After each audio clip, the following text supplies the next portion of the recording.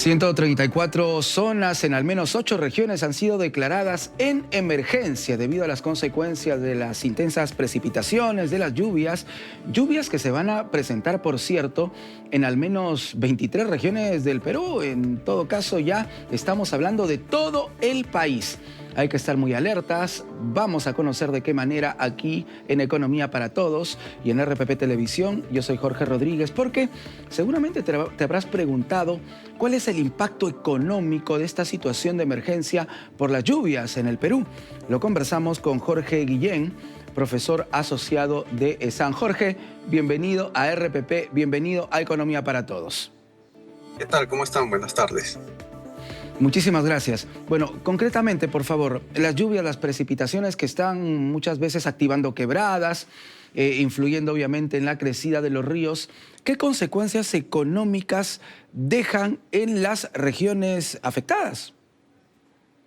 Sí, bueno, hay estimaciones del Banco Central en la que se menciona que básicamente nuestro PBI estaría cayendo 0,5%, o sea, del pronóstico de 3, podríamos llegar a entre 2,5 a 3 el crecimiento. No va a ser tan fuerte como el fenómeno del Niño del 2017. El Yaku incluso también fue relativamente fuerte. Lamentablemente no hemos hecho las medidas de prevención que se hizo con Alonso Segura cuando estuvo el ministro de Economía en esa época con Humala, ¿no? En el 2016. Y bueno, ahí se gastaron 1.000 millones de soles para prevención. Pudo haber sido tan fuerte como el fenómeno del Niño del 83, que ahí la economía se contrajo 5%, fue un -5, ¿no? Fue digamos, una caída del PBI en ese año como el fenómeno del Niño del 83. Bueno, ahora hay ciertas prevenciones que se han hecho antes, no se han hecho más. Ese es el problema, y Claro. probablemente no es un fenómeno del niño ligero. Esperemos que no se convierta en algo más, porque Senami, bueno, ese es el pronóstico que tiene, pero eso puede ir cambiando, ¿no? Y todavía no estamos en febrero. Entonces, sí, es un 0,5 que podría afectar el PBI. Tú has tocado una palabra fundamental, prevención, ¿no? Una palabra a la que todavía, bueno, lamentablemente diríamos, no nos acostumbramos, ¿no? Partiendo desde nuestras autoridades, tenemos muchas veces capacidad de reacción, una actitud reactiva, pero de prevención poco nada realmente. Y en ese sentido, si vamos a términos económicos, ¿por qué la prevención es más importante que la reacción, incluso en el ámbito económico?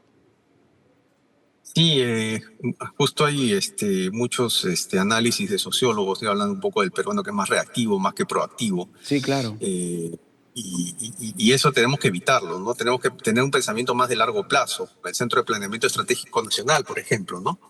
Y no hay esta situación en la que podríamos tratar de mitigar cualquier situación, digamos, negativa, ¿no? Felizmente no es tan complicado.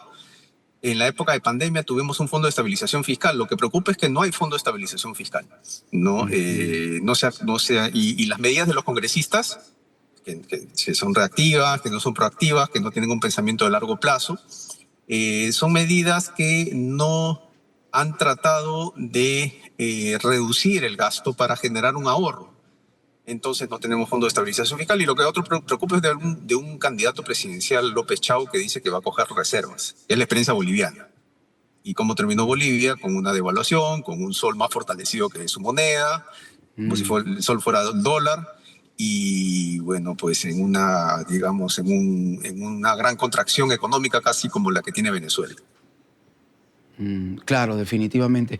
¿Y cuál es el papel que deben jugar también? Estamos hablando del Ejecutivo, ¿correcto? Pero no debemos olvidar, Jorge, a las autoridades locales, regionales, que tienen también un presupuesto para trabajos de prevención, que tienen un vínculo directo con defensa civil. Entonces, ¿cómo se debe trabajar desde allí, desde los gobiernos locales y regionales?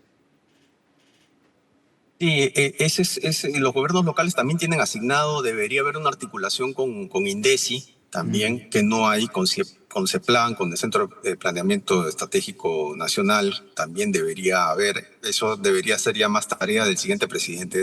No le queda mucho. y de tratar de mejorar el planeamiento estratégico general, ¿no?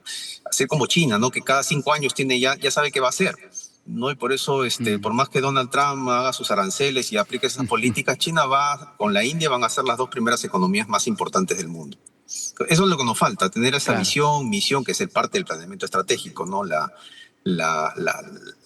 misión te llega a la visión y objetivos generales específicos que te lleven a ello, ¿no? Y eso no se está cumpliendo. Claro, porque aquí hablamos de lluvias, ¿correcto? Reitero, ¿no? Van a activar quebradas, van a hacer que los ríos crezcan, que el caudal de los ríos crezcan. Y las consecuencias ya las conocemos todos, ¿no? Sembríos arrasados, además de las viviendas, obviamente, de las zonas de residencia de muchísimas comunidades. Hablamos también aquí, Jorge, de sembríos que quedan totalmente afectados, impactados por las lluvias y sus consecuencias. Sí, eso va a afectar el empleo, el crecimiento regional y los precios. Eso es lo que más va a afectar, ¿no? Eso. Vamos a tener otra vez siempre el encarecimiento de los precios de los limones, de los principales productos de la canasta básica de consumo y afecta el bienestar y afecta el poder adquisitivo de las personas. Eso es lo primero que vamos a ver, Exacto. porque las remuneraciones con tanta falta de política que hablamos, de planeamiento y de visión de largo plazo y de política que nos permita un crecimiento estructural de largo plazo grande, Mm. o significativo, estas políticas no están haciendo que se incrementen las remuneraciones. Entonces, estas remuneraciones no se van a incrementar, ¿no? La productividad no ha aumentado, las remuneraciones no van a aumentar y los precios siempre siguen siendo altos, ¿no? Preocupante, preocupante, sin lugar a dudas. Jorge, muchísimas gracias por estar con nosotros aquí en Economía para Todos. Un fuerte abrazo. Gracias. Gracias, hasta luego. Jorge Guillén, profesor asociado de SAM, aquí en el programa, dándonos algunas luces sobre lo que significa el impacto de las lluvias, atención, de las lluvias, de las precipitaciones intensas que, reitero, según el CENAMI, van a continuar registrándose al menos en 23 regiones del Perú, así que ese es un llamado, una exigencia para las autoridades locales, regionales, para el Ejecutivo, con el fin de que puedan trabajar de manera conjunta, ya en temas de reacción, no de prevención, porque el problema ya lo tenemos encima, pero al menos para reaccionar de manera inmediata y oportuna y ayudar a las poblaciones más vulnerables. Hasta aquí te acompaño en Economía para Todos. Soy Jorge Rodríguez, te invito a continuar con nosotros aquí en RPP, confianza y credibilidad por todos los medios. Lindo inicio de semana.